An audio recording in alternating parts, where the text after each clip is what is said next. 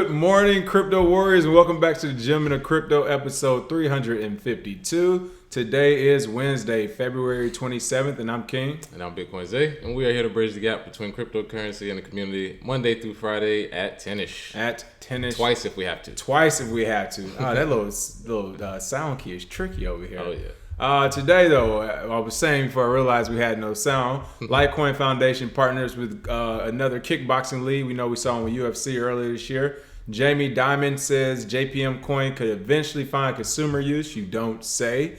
Fintech startup Sophie to roll out crypto trading, bolivars to Bitcoin as activists try to take down Venezuela's Maduro and crypto art. And last but not least, Bahrain Central Bank bringing crypto to the Middle Eastern sandbox out there. But before we begin, do we have a free CryptoCoin winner? No CryptoCoin winner from yesterday. We had our interview with Rebecca Samuels, correct. The CPA. Make sure you check that out as well if you haven't already, about crypto taxes. All right, what's going on? Antonio, Thomas Riley, Tommy Brown, Jizzy Mack, Leroy Forbes. Hello. Morning. All right, top story of the day. Litecoin Foundation partners with Glory Kickboxing to make Litecoin League's official crypto. That's pretty good. LTC League's official crypto. That's nice. Pretty good. The Litecoin Foundation is partnering with Premier Kickboxing League Glory to become the official cryptocurrency for its online merchandise platform and international events. The news was announced in the official press release from Litecoin on February 26th. Glory, which has signed top kickboxing heavyweights including Dutch Lumberjack, Peter Arts, and Remy Bonjaski, aka the Flying Gentleman. I love his name. Will integrate Litecoin into its online merchandise store, gloryshop.com. That's pretty cool, man. Yeah, that sounds like a vlog we'd do if we were flying into another country. Exactly. The Flying Gentleman. But this league, it will also allow fans in the US and Europe to use the crypto to purchase Litecoin exclusive event related privileges. So sort of like a rewards point system. You could use Litecoin, and due to the volatility of crypto's price, I believe this is a best use case in order to get it going, but before we get to the point where cryptocurrencies sort of take over. Charlie Lee actually stated, Glory has a growing worldwide fan base that consists in large part of a younger demographic who are early adopters of technology and conduct much of their lives online. Of course, I don't see any kids playing outside anymore. Right. From consuming content. Nobody getting hit by cars no more. Nobody. Yeah. Seriously, back in the day, you used to get 3 a summer. Yeah, even dogs don't go outside anymore. What's going on? They're tapping into their global audience and educating them about Litecoin through real-world use cases that can be powerful. And yes, this real-world use case of watching somebody get their face smashed in is a great way to promote Litecoin, because people like to see violence. So if we can get Litecoin anywhere around it, or cryptocurrency anywhere around it, that's good to see. So it's pretty interesting that they're jumping into this. I wonder I'm assuming Charlie Lee must be a big fan of MMA. If you all remember during the infamous Conor McGregor and Khabib Nurmagomedov fight, or should I say the Khabib and Conor fight, since technically was his fight. But Litecoin sponsored that UFC match, that UFC event, the last one that happened, or I think it was 2 UFC events ago. But it wasn't a big banner, but they had a small little place on the main floor, on the main mat. So that's pretty cool to see. And now they're jumping over to what's this called, Glory, again, Glory Kickboxing League, and it makes sense. Like you said, the leagues of both UFC, the fans of UFC, MMA, kickboxing, it usually is a younger generation. And they are technologically savvy. So, way to know your market. Absolutely. And I think he gets some of his kickboxing and MMA fighting ideas from his bodyguard that was with him at World CryptoCon. Okay. I don't know if you remember him, but he was about the same height. Guy, he looked regular, but you could kind of tell he's not regular. Yeah, exactly. He actually had a actual I forget what you call it, but he had like a arm wrestling fight with a guy there, playing around for charity. And he doesn't look like him when you first see him, but you could kind of tell the way he was kind of hyped up. He's been in the ring a couple times. Right. I think he's a big MMA fan. I forget his name, but he's big on Litecoin as well. So shout out to Charlie Lee and him for getting involved, because every area is going to get involved at some point. We've seen the Sacramento Kings accept Bitcoin. We've seen soccer teams start accepting crypto. So this is going to definitely hit the sports world in the near future. Well, that's pretty cool. And shout out to Litecoin Foundation. Way moving the right steps. Speaking of other people that are moving, not necessarily in the right steps, but Jamie Dimon. Jamie the Dino Diamond is back in the news saying something we said 2 years ago, and that's the JPM coin could eventually find consumer use. Listen, we talk about these long-term plans with governments or with big institutions. I mean, he literally took 2 weeks before he rolled that out. He was like, oh, y'all thought because I just told you it was only going to be for banks? No, I want this to be for everybody. Oh, yeah. JP Morgan Chase CEO Jamie Dimon has said that the company's new cryptocurrency, JPM coin, could have a consumer use one day, CNBC reported on February 26th. Please tell me this isn't true. What's the word? What is the word? Well, we've always said that a lot of these CEOs, they get on TV or they go to these conferences and then they blurt out whatever just to be newsworthy. So, Jamie Dimon, he actually said at JP Morgan's annual investor day that the JP Morgan coin could be internal, could be commercial. It could be one day for consumers. He basically just kept it open because I think he's going to have it for consumers. Of course. You got to get that without giving it away. You got to get the energy up. You got to get the excitement going. And I believe, even though their blockchain lead, Umar Farouk, has actually said it'll all be internal, I don't believe a word that comes out of their mouth because, a year and a half ago, they said they didn't want anything to do with cryptocurrency at all. But they said a year before that one. Yeah, and the year before that, they said Bitcoin is for criminals and it's terrible. Fraud? It's a fraud. Goodness. Bitcoin is a fraud. So, and it actually says it here. Yeah, Bitcoin is a fraud. It was a statement in 2017. Then he regretted those remarks in 2018, said he's never going to talk about it again, but here we are. So I believe they will have it for consumers. It'd be interesting to see the use case for consumers outside of the fact that they'll just take your dollars, move it to digital, and then say, hey, we're not issuing any more cash outside of, up to $500 a month or something crazy. That's going to come. They're already slowly getting you used to it. Like, these are the limits for the day. These are the limits for the, for the month.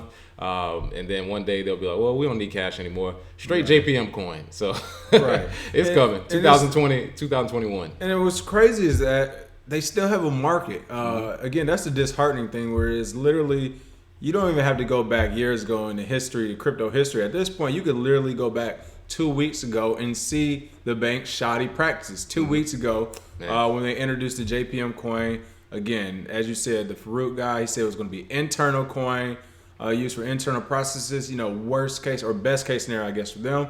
They may use it across all their clientele base, so their clients will have to use it. But now they're going straight to, well, as you said, this could actually be commercial, and one day it could be consumer.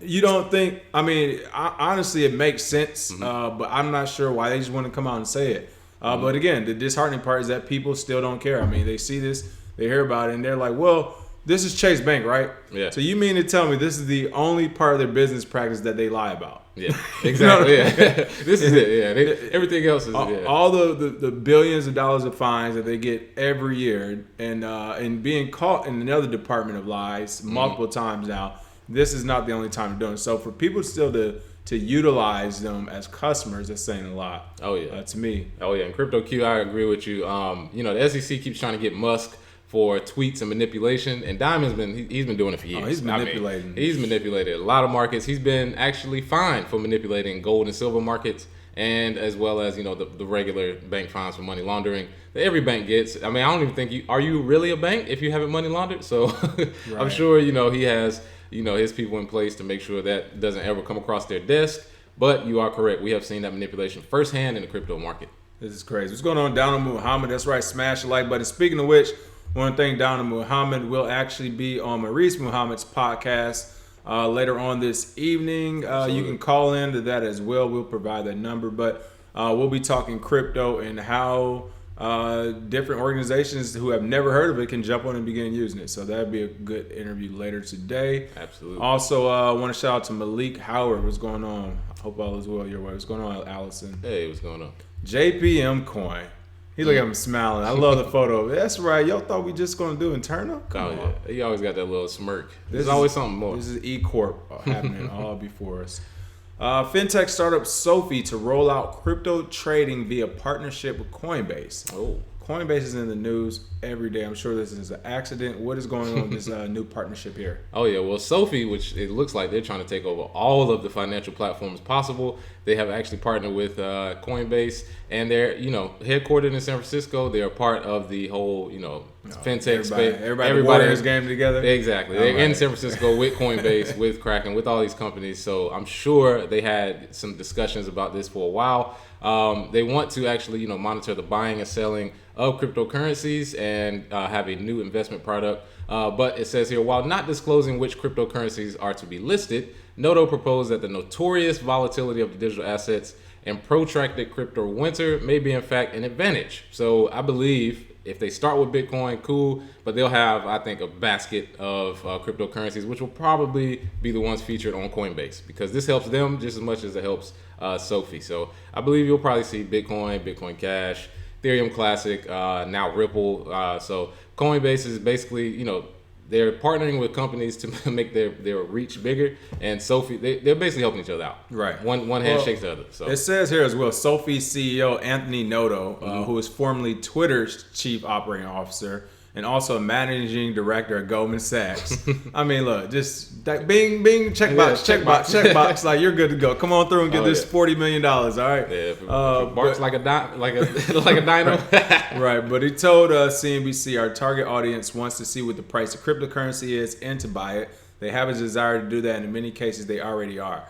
Majority of the cases, they already are, but we get it. Let's keep creating new services. Again, as you said, he knows all these people. The Goldman Sachs nod definitely has a whole room of people willing to invest and help out. Oh, yeah. A partnership, again, Twitter, same thing. And then if you find your way at the CNBC, if you notice, all these stories are being reported from CNBC. I was just about to say, we've seen it 3 times a day already. And that should tell you something. They're about to start gearing up for a bull market if we've seen 3 stories of CNBC at once, because the only time CNBC talks about cryptocurrencies when it's doing well for the most part. Absolutely. Or when it's doing terrible, they can say, it's dying, so they can get that headline. But, CNBC, they started going hard back in 2017 when the bull run was in full-fledged, halfway through, of course. So I think this is one of the things where they continue to get headlines, they continue to get companies, but we need to pay attention to that. All the stories come from CNBC. I mean, for those who don't know, CNBC is the same people who told you all to buy Ripple at what? $3. Right. And it's 30 cents right now. So if you have people that tell you about CNBC stories or try and convince you or something because of a CNBC story, laugh in their face, please. Right. So these people start to get the message. Look, CNBC doesn't know what they're talking about. They've been constantly wrong about crypto, and they have people in there that are experts who we've never heard of them, and we've been around. We've been around pretty much everybody. Following in a lot of people. So. Yeah. Oh yeah. But regardless, another service, another way to bring in institutional investors. We'll take this base hit that we have to. And I mean, honestly, the market has been doing a really good job of deciding. Yeah, we've seen that. I mean, in the cryptocurrency market, in the still predominantly open market, has done a great job of saying this company isn't worthy. You all are going out of business. I mean, we've literally seen that weekly. Where companies are mass layoffs or going out of business. That's the market deciding. It's like, hey, you got to trim some fat somewhere, and this is where it's at. So good luck to Sophie, and we'll know for sure what's going on with them in a couple of years, huh? Good old Sophie, man. All right. Bolivars to Bitcoin. Activists take down Venezuela's Maduro in crypto art exhibit. Wow. All right. Yeah. Venezuelan President Nicolas Maduro will be taken down today. This, at least his visions is saying, is going on. It was painted. What's going on here? There's painting, graffiti. I've seen a lot of good stuff here in Venezuela with cryptocurrency and art. How is this affecting President Maduro? Oh yeah, well, in partnership with AirTM, which is a Mexico-based crypto exchange, cryptocurrency merchants provider called Crypto Concierge. I don't know if that's exactly how you say it, but they want this portrait of Maduro to get torn down, and for every donation made, a Venezuelan at the event will physically remove a bolivar from the mural. Exactly. So it's basically it is a literal and physical takedown of Maduro's picture, and it was created with bolivars. So they take down one for each donation, and they're literally trying to show people like, look, this is the end of the Maduro era. We all know what happened with him when he tried to cash in his gold. The UK was like, you're right. What gold? What gold? So they got him out of there. And then, of course, there's maybe a coup. We don't know. But they definitely got somebody new into office in Venezuela really quick after Maduro left. And this will be an all-day live stream event part of a bigger project called Airdrop Venezuela, and it plans to use 50% of the donations to send crypto to more than 100,000 Venezuelans in April. So they're basically trying to get people to donate crypto, take down the Bolivar, use that crypto to donate it to everyone in Venezuela. So definitely a new day in Venezuela, it looks like. And I want to point out, I mean, this is literally like Twitter when it was making history in Egypt and some of these places where these coups were happening and these revolutions or whatever you want to call it, whatever side of the aisle you're on, were happening. You know, we saw that kind of play out on Twitter and Facebook Live and some of these things. Yeah. This is that right here, because while this is a cool story to cover, let's not forget the seriousness of it.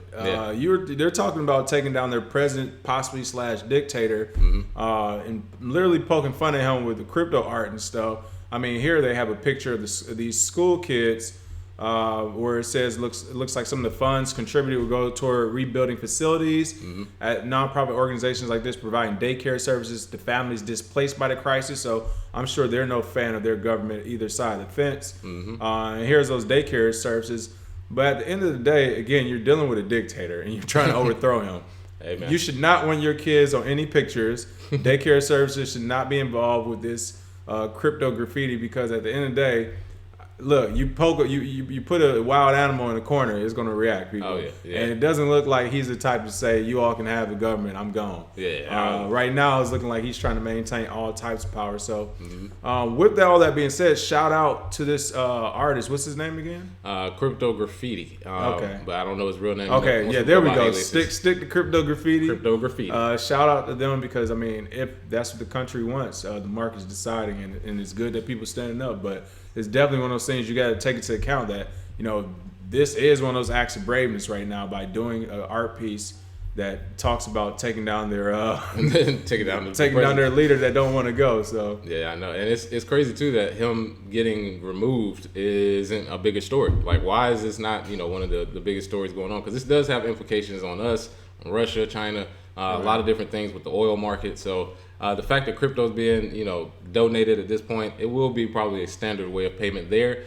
Just like it says here, they said several food merchants will actually be there at the event, so attendees can purchase food right away with the crypto that's donated. So you know, that's one of the use cases that's actually good. I know they have some high fees, but hopefully they can figure that out. And then definitely, you know, Venezuela, shout out to them for trying. We'll see what happens, but it's a valiant effort so far, but we'll see how this works out. And again, this is a part of a larger project. You can hashtag airdrop Venezuela. Oh, yeah. Antonio said the USA put a new president in Venezuela. I would not doubt it. I would not doubt it. Wouldn't be surprised at all. Kevin Hodges says, when you kill the king, make sure he's dead. Listen, because they tried to kill off Assad, and that did not work the way we intended early on, and he's still here. And for those who oppose, he is not a very happy person. So not at all. Again, this is one of those things where this is a great story, but you also had to understand the larger part where, like, they're trying to overthrow a president right now, or a dictator, however you call it. So who's backed by bigger dictators? Right, seriously, yeah, who's backed by, who got a big brother somewhere in the world. So just because of that, this is a part of history. I mean, and right now we're seeing crypto history being made and part of larger, you know, world history. I mean, that will be in the book one day. That, you know, one of the things that may have helped this revolutionary group is being funded through Bitcoin or cryptocurrency. That's going to be huge for your kids to read about that one day, or your grandkids to read about that in their books in school. It's kind of like what you said. At this point, a 10-year-old doesn't know life without Bitcoin. Yeah, it's crazy. Which is crazy when these you kids think gonna be in high school in 4 years. Like, right. there's no world without Bitcoin. Right. So hey, here it is. Oh yeah, and I think shout out to Kevin Hodges. Yeah, definitely a good quote there. When you come at the king, you best not miss. Shout out to Omar on the wire. Right. But yeah, they I mean, you know, they're going for it. So shout out to them. All right, Bahrain Central Bank releases first crypto exchange to graduate its regulatory sandbox. That is right. Bahrain-based Sharia-compliant cryptocurrency exchange Rain has first completed the Central Banks of Bahrain (CBB) regulatory sandbox. The Saudi Gazette reported on February 26.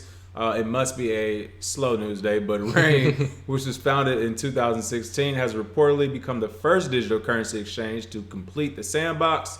The exchange was reportedly passed the Sharia compliance certification yesterday, February 26th, was led by leading Sharia consultancy and audit firm licensed by the Central Bank of Bahrain. The Sharia Review Bureau reports. If you notice, the Sharia compliance certification, Sharia consultancy and audit firm, and the Sharia Review Bureau. Listen, for those who don't know Bahrain, and I'm not going to say anything there because Bahrain is a beautiful place. I love it. If you ever never been there, go. It's in the Middle East. It's right near Abu Dhabi, Dubai, and all those good places.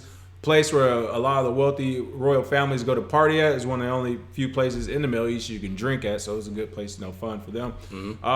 But at the end of the day, it's called the Kingdom of Bahrain. So with that being said, it's ruled by a royal family. Great people, by the way. I've met some of them. Oh yeah. But all this, the compliance certification, the consultancy, audit, all this is coming through the royal family. So it's basically them, creating these invisible barriers again and making whoever has the most money pay them, which we're seeing. But the positive thing about that is with Bahrain's economy, for them to have a digital currency exchange here or a bank or however they want to do, for them to welcome digital currency is big because that will be one of the hubs in the Middle East that people will go to trade or to buy or to actually utilize it. I see in the Middle East, Bahrain and Dubai taking off more than any other country in that area, basically because of rules and laws. I mean, you go to Kuwait, you can't even drink. So I think this is a really good thing, even though it's literally being ran by the royal family there, which is to be expected. Again, we're looking for base hits at this point. At least, they're introducing their population to a digital currency. Oh, yeah. And I like the name, too. Rain. That's a pretty tight crypto exchange name. And this regulatory sandbox that they have, sort of like a school for Bitcoin, Ethereum, and Litecoin. I believe this is one of the biggest steps towards adoption, is that not just people need to learn. Exchanges, CEOs, people who run businesses, they need to go through this as well. However, it is under the control of a kingdom. So you do know that this compliance certification went through them. But it is good, like we said, that in their economy, they actually recognize it. And we established Bitcoin is halal. We established that Sharia law is not tampered with when you use cryptocurrency. So this is a bigger play, in my opinion, that everybody wants to get their hands on cryptocurrency. I mean, if Sharia law is starting to come into it, and that is as serious as it gets for some people. Come on, people. Like, you may think the U.S. government is, we listen to what they say. No. Sharia law, people really listen to it. They really listen to it. And just as big as Sharia law, Crypto Q said you'll see some real money in Dubai, real money in Bahrain too. Exactly. For those who don't know, like that, when I say real money, it is real money out there. Like, the running joke of like everyone does have Lamborghinis and Ferraris and gold plated this and chrome. Like, that's real. So it is real money in both of those places, Dubai and Bahrain, which is why I think this would be a good thing. And they are technologically advanced, at least a very small portion of the population. Again, usually the royal family, those who work for them, who have access to, the luxurious things in life. But the majority of their populations don't know about a lot of technology. So for them to actually implement this, again, it's a base hit because it will have that ancillary effect where just your normal mom and pops are going to start realizing this stuff and figuring this stuff out. Because, they still have cell phones, right? Oh, yeah. Paradigm Audio said, I'll stay East Coast. Thanks. That's pretty funny.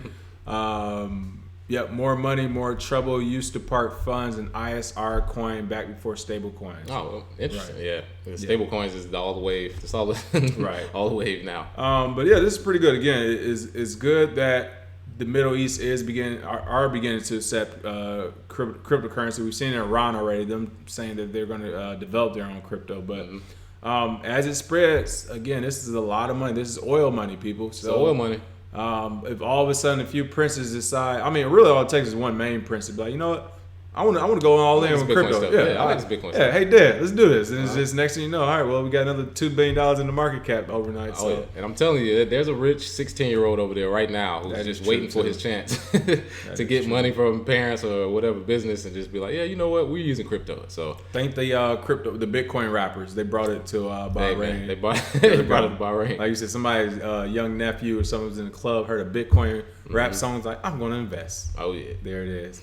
All right, for the cryptic coin question for the free cryptic coin. What are we doing today? Oh yeah, so for the free cryptic coin today, we discussed Litecoin and their partnership with Glory Kickboxing. What type of coins do you like, and what partnerships would you like to see them have? Whether it's a privacy coin, you want to see them link up with a security company, or whether it's a utility token, you want to see them partner up with a different venture. Let us know. Put your cryptic coin address, and we'll send those free coins.